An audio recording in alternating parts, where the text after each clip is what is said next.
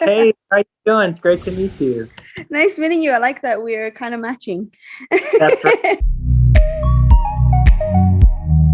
We are playing Butterflies every single day over here in Malaysia, and I'm kind of a lyrics person, so I wanted to know, do you have a favorite lyric from the song? I really like the first line. It's kind of cheesy, but that was one of those lines that's like just the right amount of cheese, but it still like really hits. I really like, how do I tell you I need you? When you steal the breath of my lungs. I love that line. And then I really love the second half of the first verse, the line about like it feels like my emotions are just written in Sharpie on my forehead, written on my face. I like that one. That's my kind of like favorite. a different way of saying your heart is on your sleeve, right? Yeah, exactly. Like more embarrassing, more permanent. Was there a specific inspiration behind that song? So I feel like there was several inspirations. I mean, just from different girlfriends I had in the past, like just that feeling of like wanting to tell someone how you feel, but you don't know if they feel the same, like getting mixed. I think it was kind of just I've had so many of those in the past. And so it was kind of just like a compilation of all of them, I guess. You've actually written like so many songs and so many of them are quite relatable. So where do you usually get your inspiration from? Does it just come to you, or are they from real life situations? Yeah. So this past year has been just an amazing time. I feel like most of my life I try to write about really positive things. Like, I don't know why I felt like I just had to write about super happy, positive things. And then starting last year, for the first time, I was like, you know what? I think I want to write about the things that hurt, like the things that are hard in life.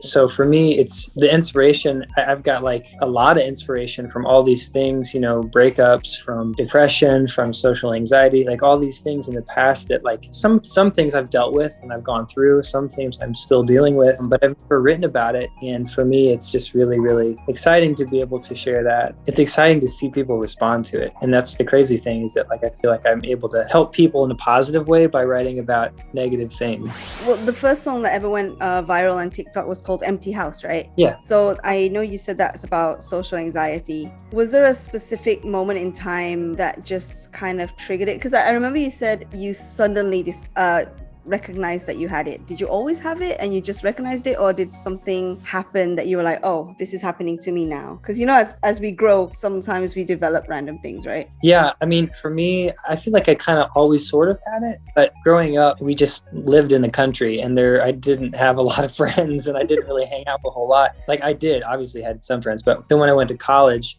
it was kind of like, there were people everywhere, and I had kind of a chance to reinvent myself, and I kind of went crazy at first, and then I was like, whoa, like I remember just going to parties and being like, why do I feel like I have to get out of here? Like, this is weird. I literally thought for 5 or 6 years that I was the only person that ever really felt like that. And I didn't know why. It wasn't really till a year or two ago that I just kind of like, what is this and how can I fix it? And like, there's still things that, it's difficult sometimes, but I feel like I'm able to kind of identify those things and then work through it. And for me, that's one of the coolest things about the song, is that I feel like it's helping other people identify that for them as well. And so they don't feel like they're the only person out there that's crazy. Yeah, for sure. Like when I heard the song, because I recently realized that I have this as well. I just didn't know what it was. And it always feels like you're kind of alone or nobody really understands what you're going through. So this song definitely hit different. And like, it's just so great to have a song like that out there. So you do feel like, even though at that moment you feel alone, you're not the only one feeling alone. Exactly. Yeah.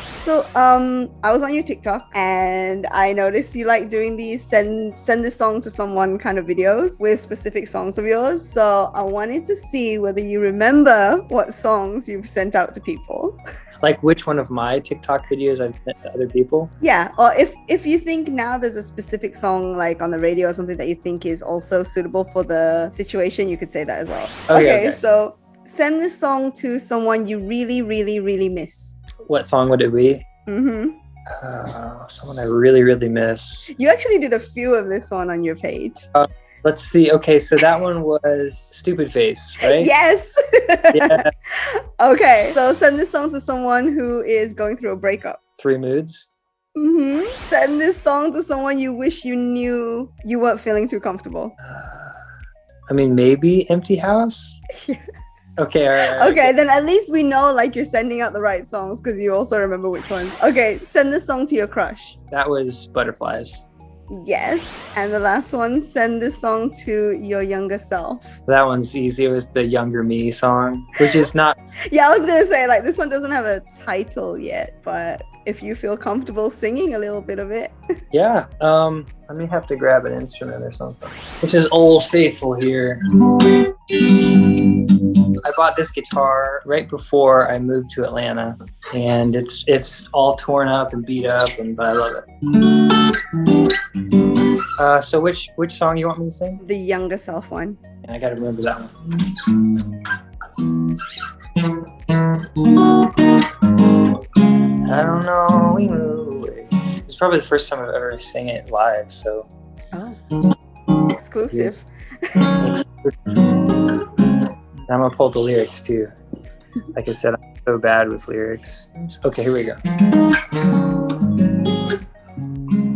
All right.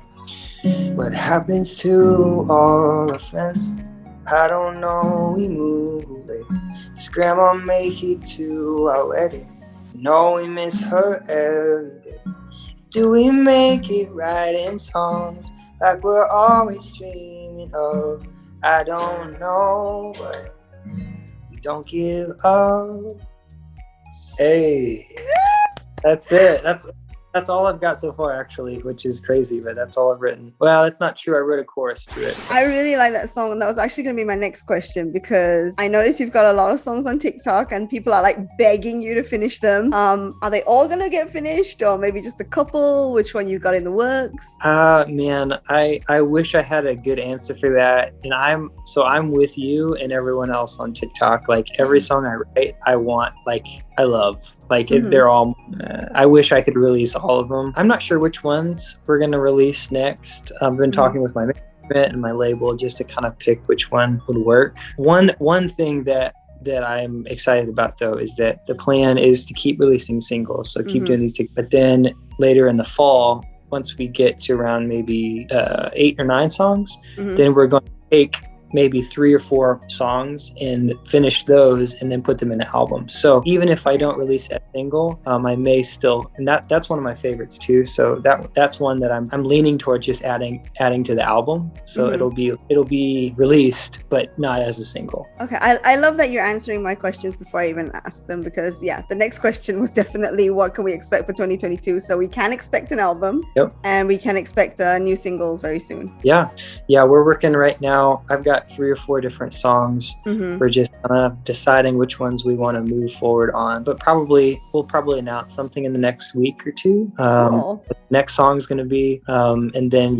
probably an album sometime late summer, early fall, and fingers crossed a tour as well. So fingers crossed you come over to Malaysia. So I'm so excited. I'm sure we would love to see you perform here. I'd love to see you in the studio and talk to you in person. So it sounds like 2022 is going to be exciting. So it is.